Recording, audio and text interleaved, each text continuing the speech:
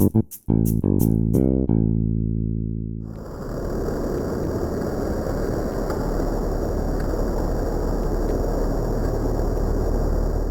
I saw a couple of YouTube videos recently that claim that a particular make and model of a bump style line trimmer head was the best trimmer head ever made. Now I haven't gone and tested every single trimmer head out on the market, so I won't make such a claim, but I have used these bump style trimmer heads a lot in the past, and I was left with the impression that they have some fundamental flaws. And I've been using a system which I think is superior in a lot of ways. This one has certainly been more reliable. It's a lot more versatile. And as I'm learning now, it's also a lot lighter. But today I'm going to be using this to be cutting some thin grass all the way up to some fairly thick tree saplings. And I'll allow you to make up your own mind as to what makes the most sense for you. And just to be clear, everything I'll be using today is my own equipment, purchased with my own money, and this is a non-sponsored video. Every line trimmer that I ever bought came with a bump style of trimmer head, basically like this one here. If you've never seen these before, there's a spool of line on the inside, and when the outside line becomes too short, you can spin up the head on the trimmer, give it a little bump on the bottom. That compresses a spring and allows the trimmer line to advance out the sides here.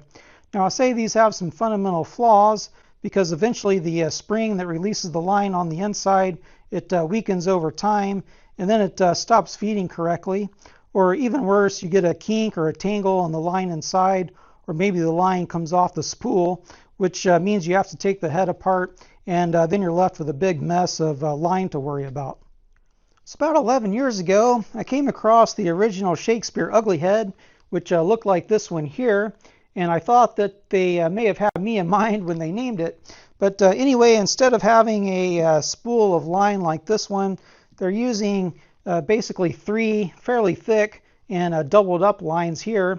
So having essentially 6 lines instead of just 2 means that each line cuts less and will last longer.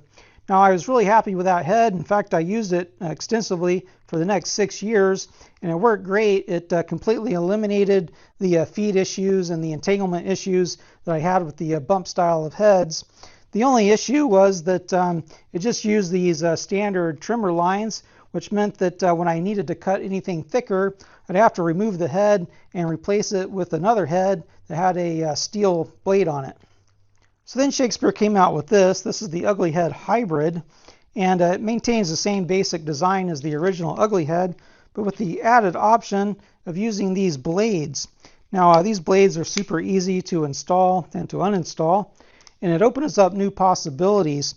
Now because these blades are thicker, they're going to last a lot longer than your typical string will, and you're also going to be able to cut thicker weeds with these, but they are flexible, which means that they're not going to replace a steel blade for cutting saplings and thicker brush. But then I came across these. These actually have a steel core. They're not really flexible, and they have a serrated blade that goes all the way around. And these have worked really well. They're actually not designed for this particular head, but as you'll see later, they will work with a little bit of a modification. I'll show you that later.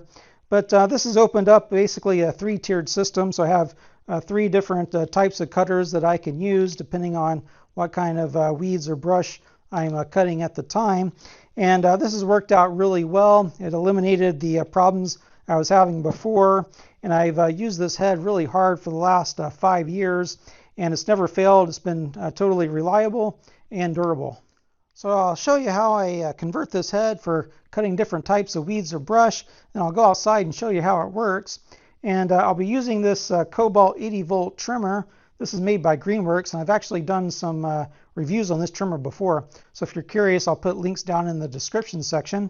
Now this head, like most heads, came with a standard mounting kit for most trimmers, but this is kind of a non-standard trimmer, and I had to buy my own metric nut to fit on the shaft. I also had to make this little spacer out of some PVC pipe and some epoxy, and that helps to prevent weeds from wrapping around the shaft. Now to install it, at least for this trimmer, it's super easy and straightforward. It basically just screws on, and once it bottoms out, you use the screwdriver to tighten it up.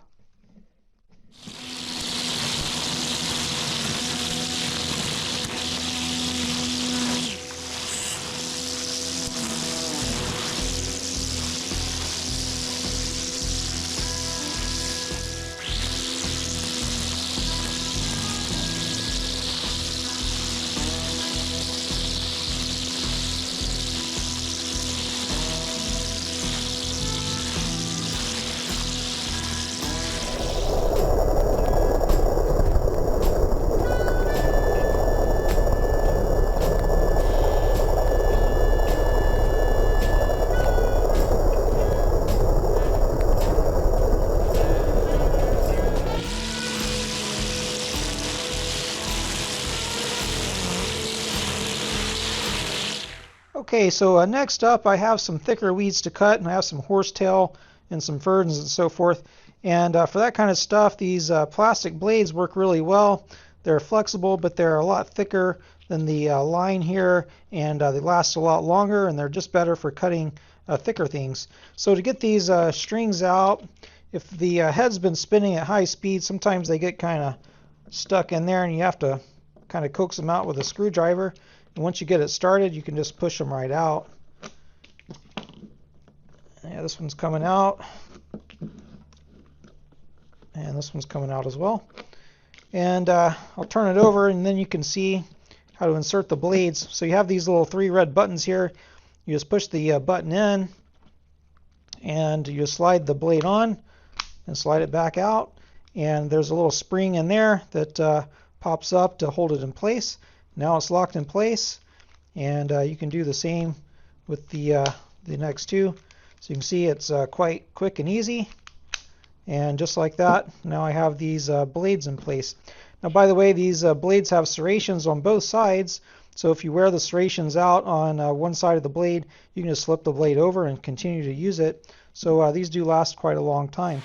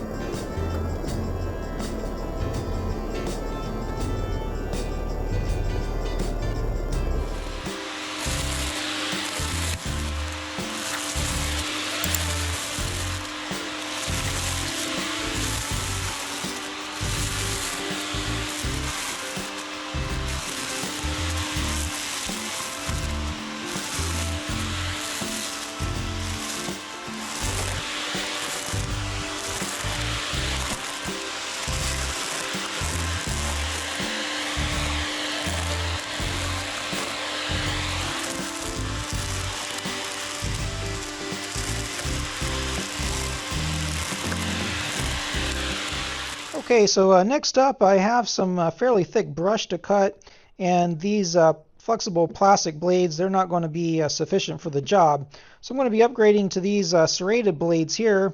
Now inside here is actually a steel blade. You can kind of see the steel through that little hole there. It's just encased in this kind of a rubbery, somewhat flexible plastic. And these are really tough, and they cut really well. So they're going to do quite well for the job I have in mind. Now these were not designed for this head. As I mentioned, when I got these, they're designed for a different head, and the outside of this little circle here, the outside diameter, used to be a bit larger. And I just cut that outside diameter off with a sharp knife to fit. As you can kind of see here, it didn't take too long. It wasn't that difficult. The outside diameter was just that rubbery plastic. The steel doesn't start until the inside. So that was a pretty quick and easy modification. And now they will actually fit into this head, and they work great. I've been using these off and on whenever I need to cut brush for the last 5 years. So to take these out, you just push that little button in, and because these are flexible, you can actually just push all the way out the back, and they kind of pop up that way. Now these here, these are not as flexible, so you can't take them out that way. I'll show you how to take these out later. But yeah, these are super easy. You just push and pull them right out.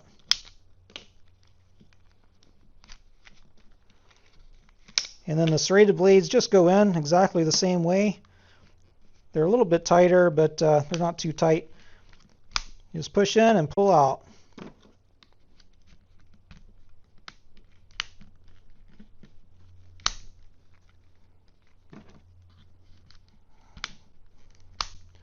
And there we go. So we're ready to go cut some brush.